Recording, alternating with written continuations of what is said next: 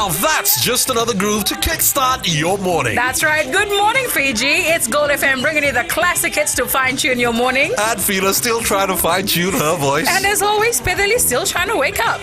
Now this is where you'll find us every morning from Monday to Friday. On Daybreak with Pedali and Fina from 6 to 9. Join us.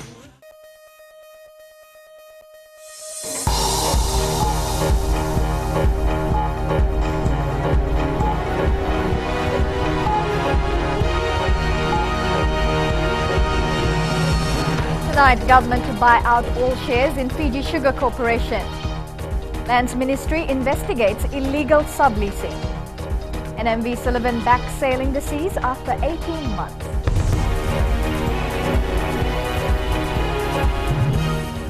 Good evening and welcome to FBC News. I'm Amrita Priyadarshini. The government will soon buy out minority shareholders in the Fiji Sugar Corporation. FSC Executive Chairman Abdul Khan says this will see the government taking over all shares in the company. Christopher Chand reports this move is expected to take place during the next FSC annual general meeting. The government currently owns about 68% of the Fiji Sugar Corporation, the rest divided between local companies and individuals. The Sugar Ministry now wants to buy out the remaining 32%. That'll definitely take place because what we're going through at the moment is getting the process in place so that government then is able to take over all the shares and obviously buy out all the minority shareholders that are actually still shareholders of the company. The government has poured in hundreds of millions of dollars to keep the FSC afloat following huge financial losses not too long ago. We should be able to sort it out all at the same time because of the amount of money that government's put in as loan. If we convert that into equity, government soon reaches, or the company soon reaches into a position of what we call compulsory acquisition because government will end up with over 90% of the shares. The FSC has also secured over $6.2 million from an existing loan facility from the Exim Bank of India to further upgrade mills. When the Indian review team came over, they went through the process with us and then they recommended that we should spend about $6.295 million. We agreed on the equipment that we will purchase, and these are some of the things we need to do to put right some of the issues associated with the mill upgrade. The FSC's next annual general meeting is expected to finalize the plans for government to buy out the rest of the shares. Christopher Chand, FBC News. The Lands Ministry is now trying to establish how much leased land has been sold illegally by tenants. Director Land Samu Naidengu confirms they're working on a proper database to keep track of leases and unauthorized sales. Bosita Kotewasawasa reports. The Lands Ministry has recently discovered some tenants subdividing and leasing government-owned land.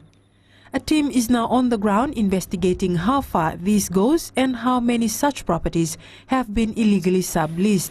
We actually are trying to harmonize our records, to reconcile our records, and now we come up with the issue that we now found out that we have people who are actually subdividing land without actually informing us.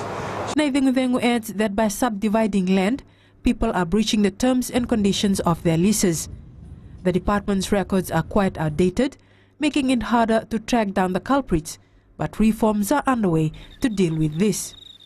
While setting up a proper database may take time, Naidengu says this is the only way to sort through the issue. In terms of what we have found out related to the initiative of our new permanent secretary, that we have to actually stand up and do whatever is necessary. The Lands Department also needs to figure out how long this has been going on, and tenants are being told it's not worth breaking the law to make some money.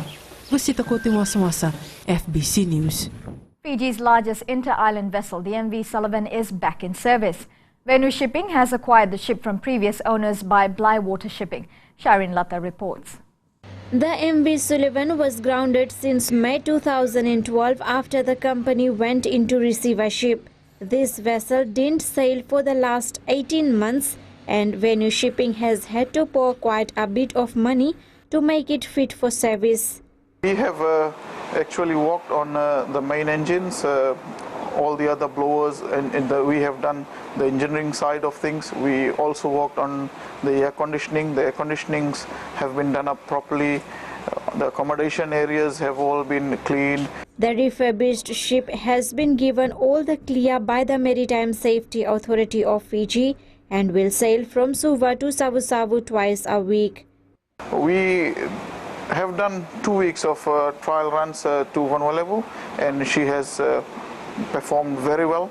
We now have scheduled her to be traveling on Mondays from Suva. Mondays and Thursdays we depart Suva and we return from Savu on Tuesdays and Fridays. The company already owns MV Srinivasa and Srinivasa Tolu, and Sarim says Sullivan is a good addition to their existing fleet. This schedule is very good for the business community in Vanuatu because you can always receive your cargo early Friday morning and you do not have to worry about the loading and unloading late on Saturdays and on Sundays. The MV Sullivan will bring much relief to Fijians and businesses which rely on shipping services to get by. The largest inter-island vessel has been sailing for a fortnight now, and owners say the response has been positive. Shahrin Lata, FBC News. Rishikul Sanathan College stole the show at the Film Fiji Kola Film Awards. The school made a film called Beauty Lies in the Eyes of the Beholder, which tells the story of a high school girl who becomes anorexic. Rishikul bagged awards for Best Film, Best Actor, Best Actress and Best Director, the biggest haul of the night. Chief guest, the Minister for Youth, Viliamino Poto, says all entries at the Kola Film Awards shows there is a future for filmmaking in Fiji. With each passing year, we've seen not only an increase in numbers, but a definite improvement in the quality of the productions. Leah, is that you? Other schools were awarded for music, camera work, writing and related categories. While this was a celebration of young talent, Naupoto highlighted that Fiji is slowly gaining ground with large production companies. We're definitely well on our way to establishing our own Fiji Wood here in Fiji. And this will definitely happen, for not only do we have the talent here, but we have support services such as the FNU's film school to provide the industry with the appropriate qualified people. Now more than ever, more Fijians are taking an interest in filmmaking. That's where Film Fiji comes in, attracting movie production companies to our shores. Our Fiji Wood experience has proven time and time again that making films in Fiji means extra income for a large number of Fiji households through local employment and through the purchase of local goods and services. There is a multiplier effect of 2.81. Apart from the main event for high school entries, Fiji Broadcasting Corporation was another big winner last night. Its locally produced show Batini Tanoa won Best Local TV Show, A Day at the Beach won Best Short Film, and Movie Talk was given a Certificate of Merit. Pusita Kotimwasawasa, FBC News. Coming up, Chinese community in Fiji holds double celebrations.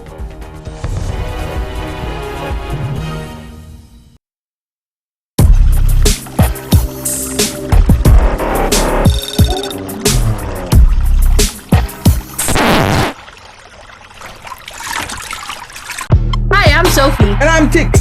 You can join us on The Breakfast Show every weekday from Monday to Friday, 6 a.m. till 9 a.m. right here on Today FM. That's right.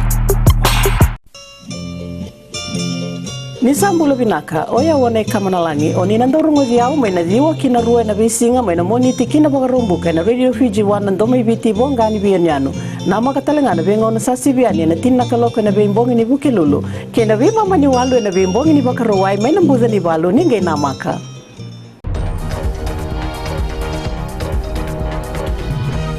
Welcome back here with FBC News. Fiji Red Cross is making preparations ahead of the cyclone season from November. Director General Felipe Nainola says recent natural disasters overwhelm their ability to help people. Sharon Lata reports that this year there's better preparedness. The Red Cross is already stockpiling supplies ahead of the cyclone season. It's also reaching out to vulnerable communities, creating awareness and ensuring that everyone knows what they are supposed to do during disasters. We have communities that have been impacted by disasters that our team goes through, and we're doing the awareness through our branches. Felipe Neinoda says in the destruction left by Cyclone Evan and the floods in the west, the Red Cross was stretched to the limit. We actually have a land in Diomba where we're looking to put in immediate restocking equipment and materials. We have our own stores here in Suva where we have ability to restock, and then also we're looking at partnering between our branches to see if we can move stock from one branch to another to assist the place that's impacted the most. All the 15 Red Cross branches nationwide have already collected enough stock to cater for any emergency situation that may arise. The different thing that we're doing this year actually is looking to extend the amount of equipment and response materials that we have to increase that. There are some areas, especially in the West, where we found that there's been a continuous cycle of disaster, and what we had before was not able to cope. The only thing left for Fiji Red Cross to do before we enter the cyclone season is conducting the pre-cyclone briefing. This would be done sometimes next month, where the disaster coordinator will visit all the branches to see how all the branches are progressing in setting up their individual response centers. Shadin Lata, FBC News. The Chinese community in Fiji held double celebrations in Suva today. China's National Day and the Mid-Autumn Festival provided an opportunity for the community to pay homage to their Chinese heritage. Wasita Kotewasawasa reports the National Day marks the birth of the People's Republic of China. A large number of Chinese call Fiji their home. Many have lived here for generations. Their traditions and culture have always remained strong. Mid-Autumn festivals symbolize love, respect, cohesion, and harmony. These are the fundamental teachings in Chinese culture. Ambassador Huang Yong says it's tradition for people to share mooncakes with loved ones during the Mid-Autumn Festival. The president of the Chinese Association of Fiji, Jenny Sito, says although they are thousands of miles from China, the 64th National Day is still a significant event. We are proud of the growing importance which both the Fijian and Chinese governments attach to strengthening Fiji-China relations. As with the rest of the world, we acknowledge China's strong influence in the global community. China's stature internationally and support of Fiji has provided us with more options and has opened the door for Fiji to many other opportunities. Ambassador Yong says marking the 64th anniversary of the founding of the People's Republic of China means reflecting on the wishes of the people. Nowadays, the people of China are marching on the road of achieving the Chinese dream. The Chinese dream is a dream for prosperity of the country, rejuvenation of the nation, and the happiness of the people. We are determined to realize the Chinese dream through peaceful development and mutually beneficial cooperation with other countries. The Chinese community gathered at the Yatsen Hall in Suva with traditional dances and exchanging of gifts to mark the celebrations. Wasita Kotewasawasa, FBC News. Coming up in sports, groundwork for the set of the National Sports Academy started.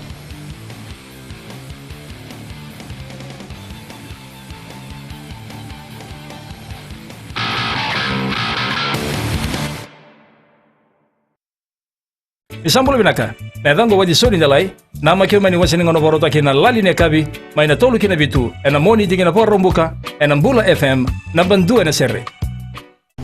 सूरज की पहली किरण के साथ दिन की शुरुआत कीजिए। सुबह का मंगल प्रभात आपको शुभ हो।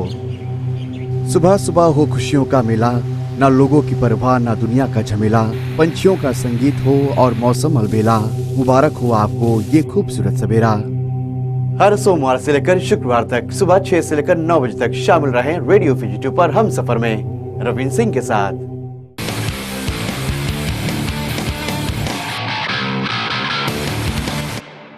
Welcome to FBC Sports. The Neta Siri rugby team, under the guidance of Wese Luveni pulled off a memorable 25 points to 23 win over Suva yesterday to become the new holders of the Fairbrother Trophy. Here are the highlights.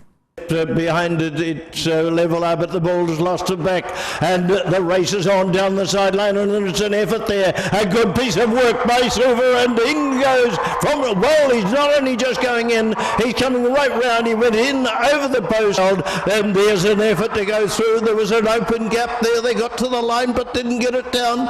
Another effort on the left flank, gets caught. They've got him held. The referee off the back there comes again. It's Verivalu. Out it went to Sullivan Ali, lifted high into the air, giving time for his forwards to get underneath it, and it was well picked up in there, brilliantly done, and he raced away. Kenatale getting it, and here Suva driving forward, Tonaway carefully monitoring it, but it's gone out, they've gone wide. Suva opened it up and they've scored the try.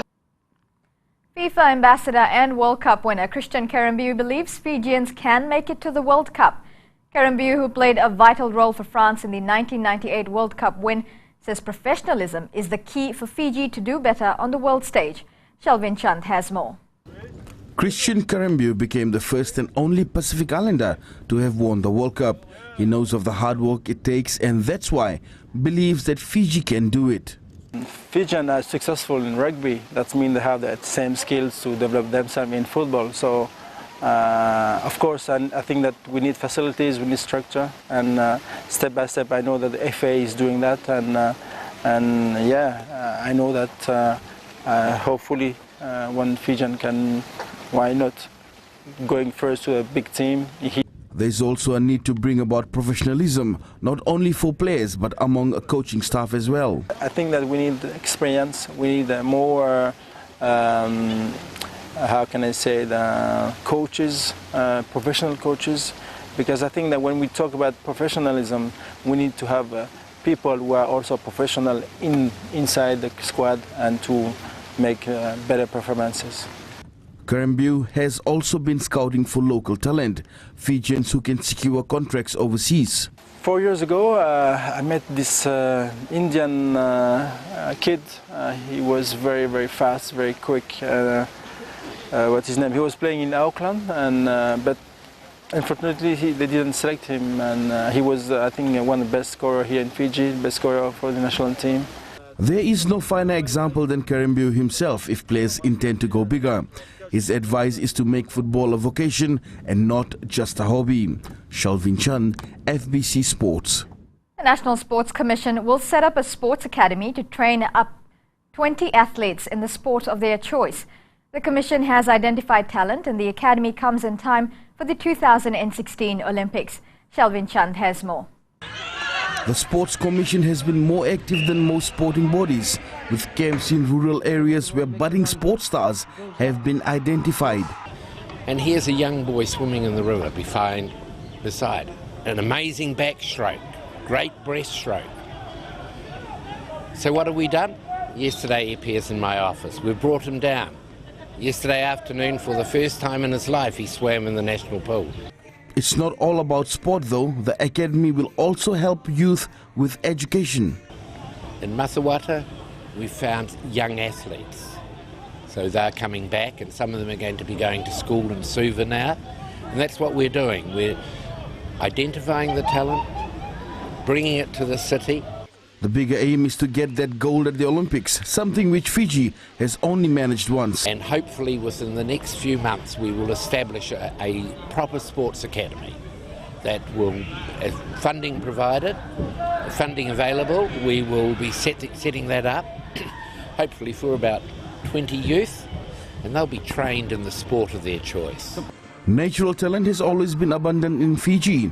It's now time to harness this and strive for a place under the spotlight in the international arena. Shalvin Chan, FBC Sports. There are going to be some changes to volleyball rules. Officials met yesterday to discuss the rules and common mistakes made by Fiji, which were picked up by our only Oceania qualified referee, Sam Moses. Shalvin Chand reports. Sam Moses was the only technical official from Fiji, apart from rugby, at the Pacific Mini Games in Wallis and Futuna. He went on to officiate in the men's final and was awarded an Oceania badge. When we first, after the first game, I was given a badge, Pacific referee.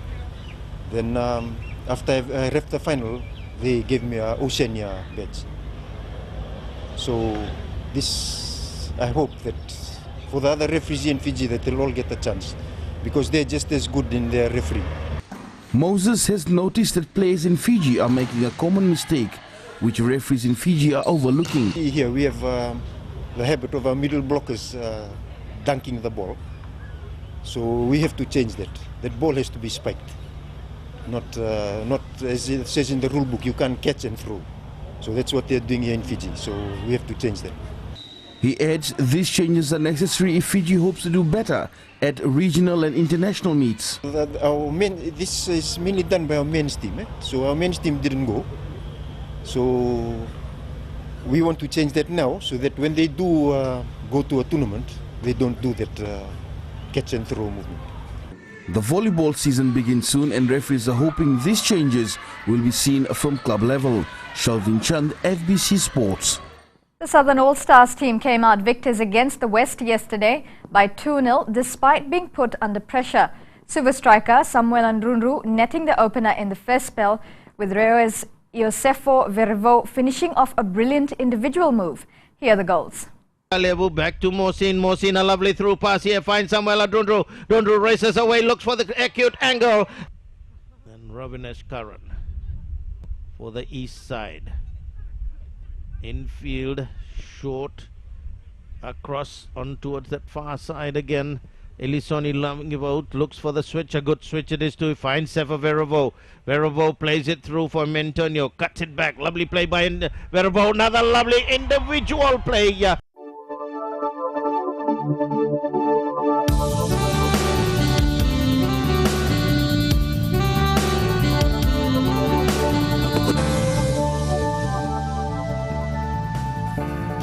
Looking at today's weather, showers were experienced over the group today. A trough of low pressure lies just north of Fiji and extends eastwards. This is expected to bring more rain in the coming days. Taking a look at the temperatures, fairly even with most places in the high 20s. Nandi and Ba had the highest temperatures with 30 degrees this afternoon.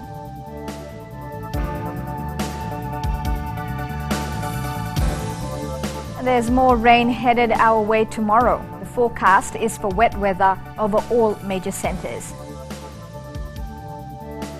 Now for Tuesday, rain is easing over most places. Northwesterly winds 20 to 25 knots and rough seas are expected. Our top stories once again. The government will buy out all the shares in the Fiji Sugar Corporation at its next annual general meeting. The Lands Department is tracking down tenants who have illegally subleased state-owned land. And the MV Sullivan under new ownership is back, serving the islands after 18 months. On to the poll question now. And was Team Fiji's performance at the Pacific Mini Games satisfactory? Log on to www.fbc.com.fj to have your say, where you can also get our daily news updates. Remember, you can send us newsworthy pictures and videos on email, citizenseyes@fbc.com.fj.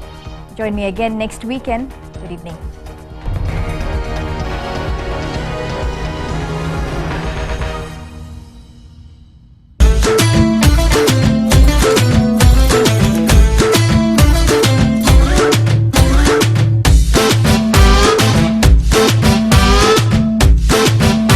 नमस्ते दोस्तों, मिर्ची रफ्तार से मैं अश्निल सिंह। शामिल हो जाइए हमारे साथ Monday to Friday from 3 to 7 PM।